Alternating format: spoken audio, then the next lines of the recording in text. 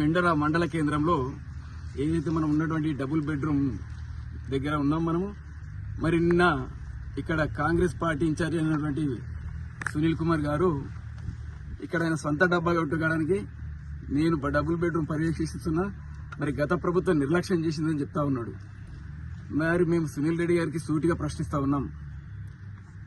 ఒక పల్లెను పట్నం చేసిండు, మెండర గ్రామాన్ని మండలి చేసి, ఒక మారుమూల ప్రాంతాన్ని మండలి చేసి మండలానికి ఒక మంచి కళ తీసుకొచ్చినట్టు ప్రశాంత్ రెడ్డి గారు మరి డబల్ బెడ్రూమ్ కూడా పేదలకు ఉండాలని చెప్పేసి గత తను మంత్రిగా ఉన్నప్పుడు ఇక్కడ డబల్ బెడ్రూమ్ ను శాంక్షన్ చేసి మరి గతంలో కొనే దాదాపుగా ఇప్పుడు ప్రస్తుతానికి మనం అందరం కూడా చూసొచ్చాం 90% పనులు కంప్లీట్ అయిపోయినాయి. 90% పనులు కంప్లీట్ అయిపోయిన తర్వాత మరి ప్రభుత్వం మారిన తర్వాత మిగతా 10% కంప్లీట్ చేసి మరి అది లబ్ధిదారులకు పంచాల్సిన బాధ్యత ఎవరిపైన ఉంది? ఇవాళ అధికారంలో మీరున్నారు, అధికారం కాంగ్రెస్ లో ఉంది, మీ రేవంత్ రెడ్డి గారు ముఖ్యమంత్రిగా ఉన్నారు, మీరు ఒక ఇన్ఛార్జి ఉన్నారు. మీరు నిజంగానే ప్రజల మీద ప్రేమ, ఇక్కడ నిజమైన అర్హులకు మరి గరీబులకు మీరు న్యాయం చేయాలని కనుక మీరు కోరుకుంటే మరి ప్రతిపక్ష నాయకుడు ప్రశాంత్ రెడ్డి మీద, ఎమ్మెల్యే గారు ప్రశాంత్ రెడ్డి మీద పడి ఏడవడం కాదు, మరి మీ ప్రభుత్వం మీద ఒత్తిడి తీసుకొచ్చి, మీ పిసిసి అధ్యక్షుడు మహేష్ కుమార్ గౌడ్ మీద ఒత్తిడి తీసుకొచ్చి, రాష్ట్ర ముఖ్యమంత్రి మీద ఒత్తిడి తీసుకొచ్చి మరి ఇక్కడ ఉన్నటువంటి మిగతా పనులు కంప్లీట్ చేసి కూడా ఇది మరి లబ్ధిదారులకు పంచాల్సిన బాధ్యత కాంగ్రెస్ ప్రభుత్వం పైన, రేవంత్ రెడ్డి ముఖ్యమంత్రి పైన ఉంది.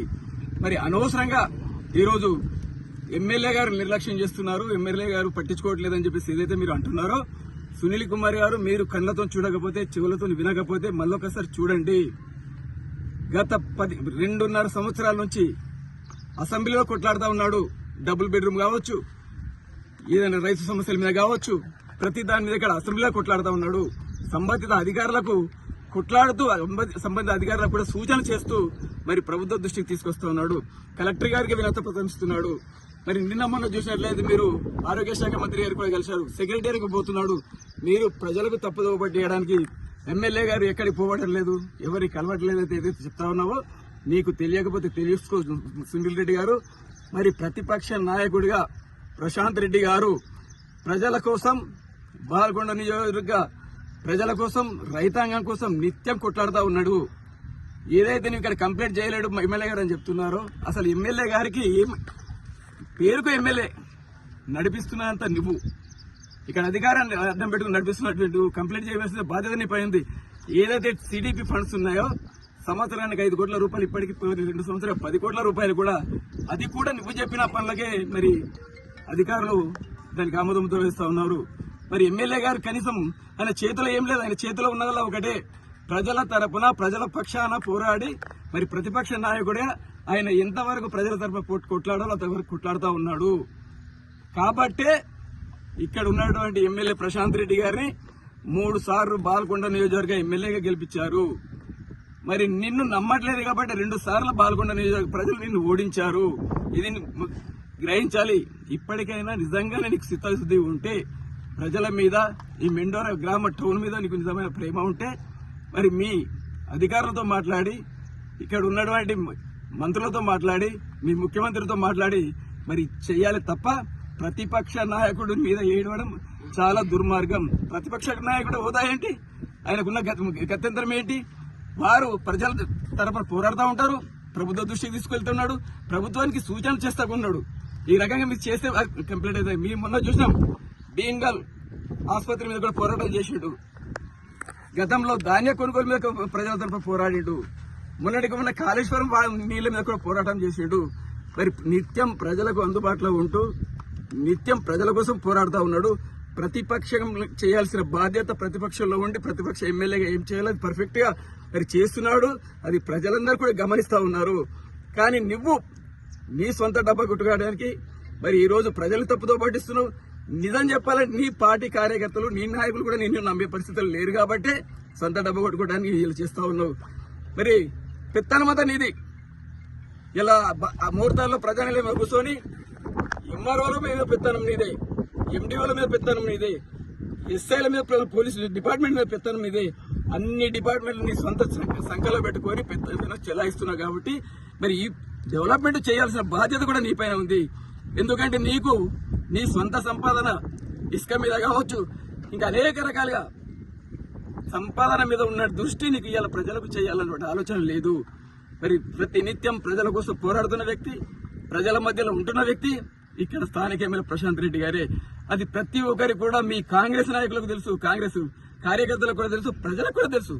దయచేసి సునీల్ రెడ్డి గారు ఇక్కడ ఉన్నటువంటి డబుల్ బెడ్రూమే కాదు, బాలకొండలో కంప్లీట్ అయిపోయిన డబుల్ బెడ్రూమ్స్ ఉన్నాయి, ముహూర్తాల్లో డబుల్ బెడ్రూమ్స్ కంప్లీట్ అయినాయి.